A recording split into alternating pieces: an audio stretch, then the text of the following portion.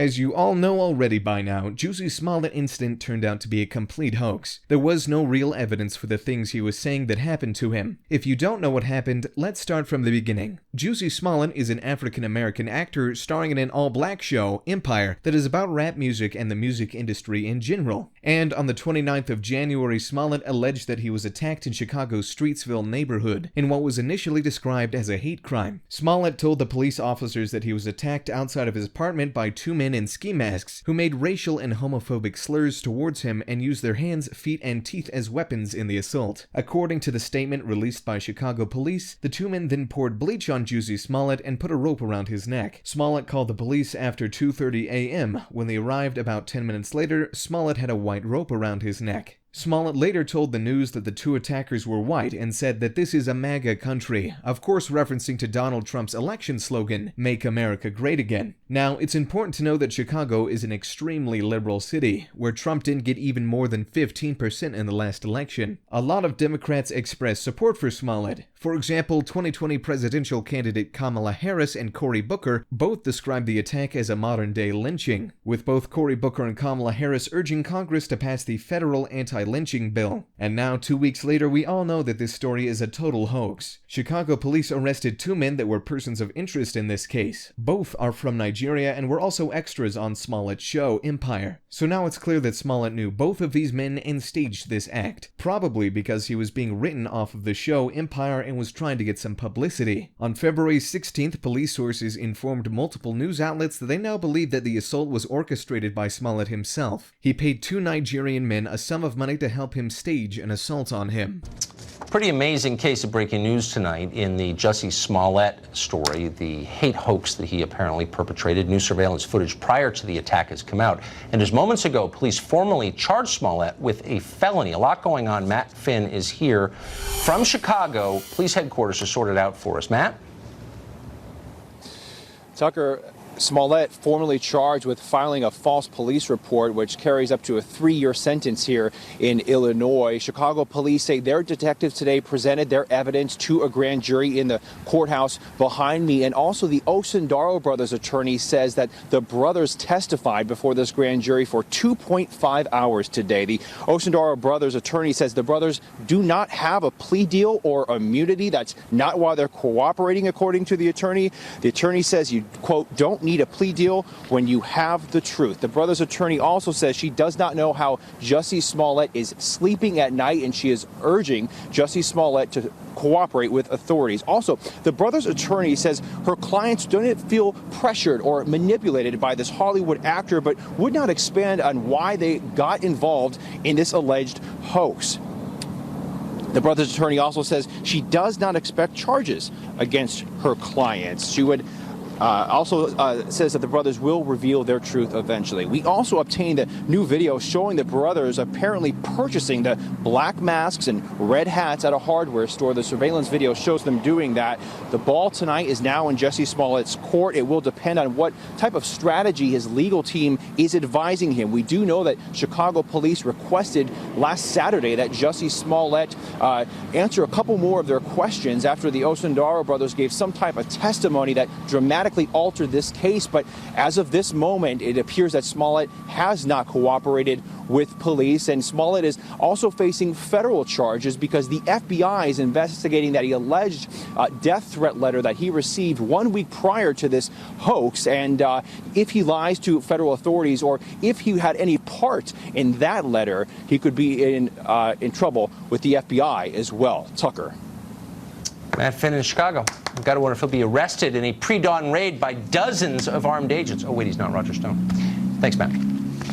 Libby Locke is an attorney who's been involved in a number of high-profile cases like this, and she joins us tonight for some perspective. Libby, thanks very much for coming on.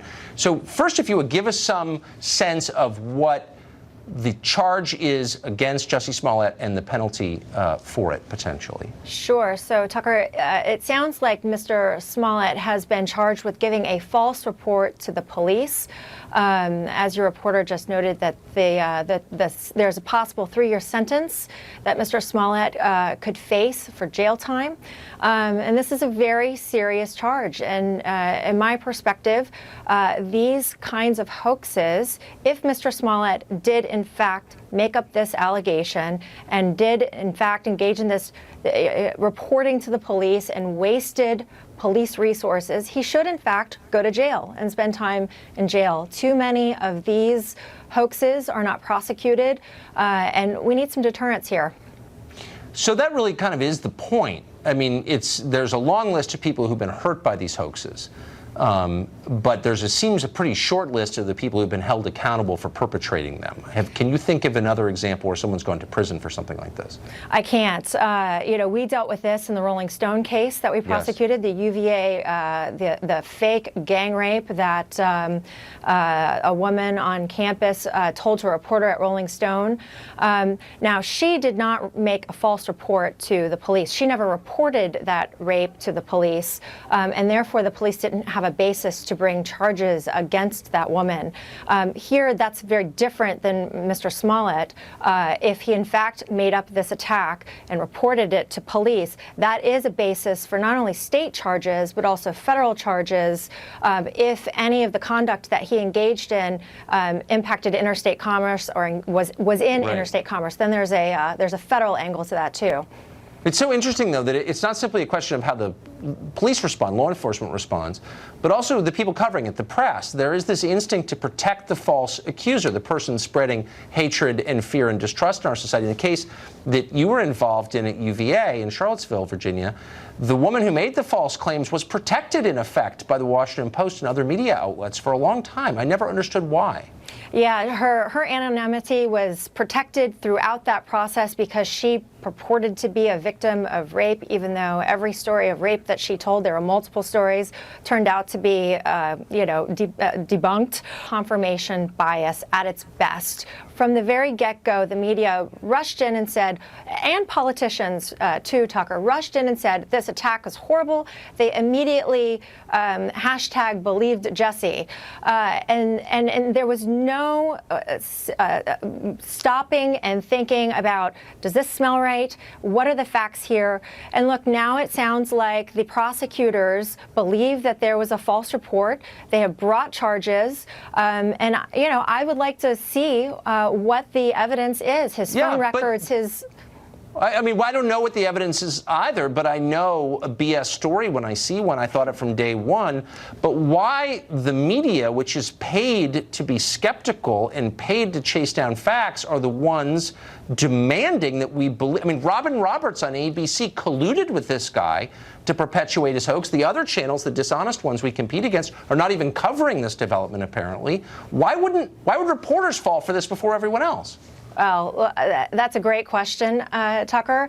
It's exactly why Justice Thomas was correct in raising yesterday in the Supreme Court why we need to rethink that New York Times versus Sullivan standard, which is the actual malice standard that was applied in the Warren Court back in the 1960s, which has insulated the media from liability in these cases. And this confirmation bias is a real problem.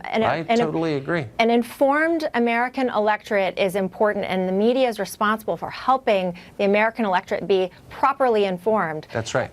And we're falling down on the job, I would say. More us being the media. Libby Locke, thank you very much. Thanks for having me. One of the few people with direct experience in these stories. So the breaking news this morning, Jussie Smollett, the actor from Empire, the guy who told one of the most ridiculous stories in the history of racial hoaxes, he has now been arrested. Sad trombone for Jussie Smollett. So, Jussie Smollett, you will recall, told his original tale, and people jumped on it. It was a modern-day lynching, according to both Kamala Harris and Cory Booker. It was something that America had to apologize for, according to a bevy of Democrats, including Speaker of the House Nancy Pelosi.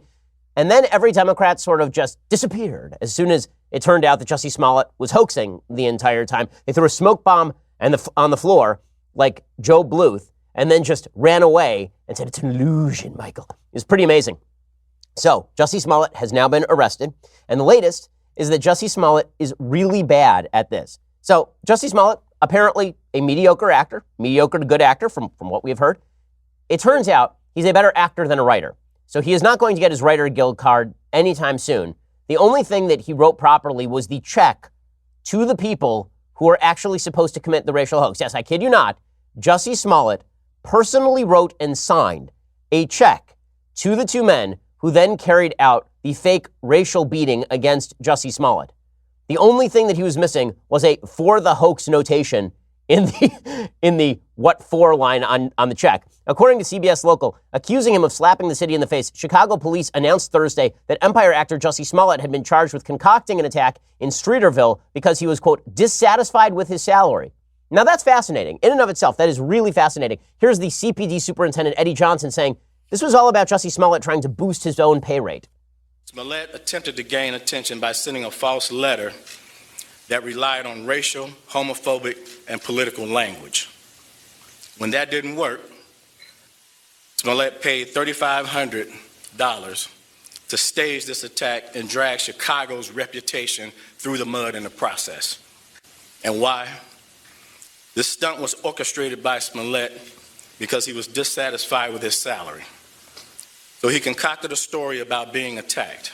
Notice the implicit truth of Smollett's rationale for the attack. If it turned out that he got away with it, if he was seen as a victim of a terrible, terrible hate crime hoax, that wasn't a hoax, if he'd been seen as a victim of a hate crime, if he had been able to get away with claiming that two white men found him on a Chicago street, shouted racial and ethnic and stereotypically sexual orientation slurs at him, and then beat him, roped him around the neck, threw bleach on him while shouting, "This is MAGA country," Smollett's assumption was it would have raised his salary in Hollywood.